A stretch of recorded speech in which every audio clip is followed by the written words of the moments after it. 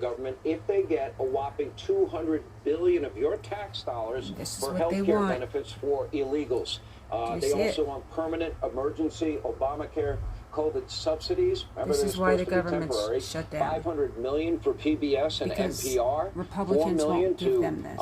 LGBTQ democracy grants in the fall. $2 million for feminist democratic principles in Africa. Anything. Not sure what that means. They want $1.5 trillion total. This is just nonsense. They're being nonsensical. For a whopping 7 weeks.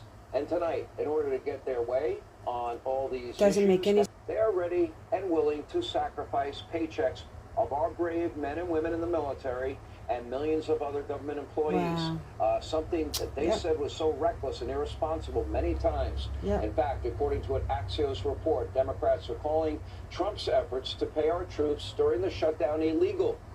Okay, make no mistake, Democrats have totally lost the plot.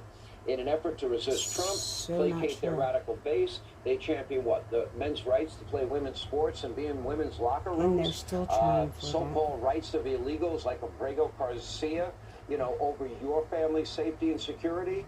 They still cling to this defund, dismantle, no bail, idiocy. Oh, and reimagine the police. They haven't changed. They voted for the largest tax cut in the history of our country. Rather, they gave us the largest tax increase in history. Out of power. Now, this is not just my opinion.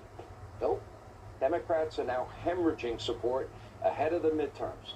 And when their own liberal networks and supporters are, you know, blaring sirens, maybe they should pay attention to what your you go back 6 months ago, you go back to April, Kate Ball, when what we were looking at, we were looking at the Democrats, especially in the Democrat with a very clear shot at taking control of the U.S. House of Representatives, according to the Kalshi prediction market odds. We saw an 83% chance. But those odds have gone plummeting down. Now we're talking about just a 63% chance. It's not a Democratic Party for actually what it used to stand for what it means. Then you add in the fact that the state legislators are adding potentially more GOP seats like they've already done down in Texas, like they've done in Missouri, and then you add in the potential gutting of the VRA, and all of a sudden it becomes much more difficult for Democrats to gain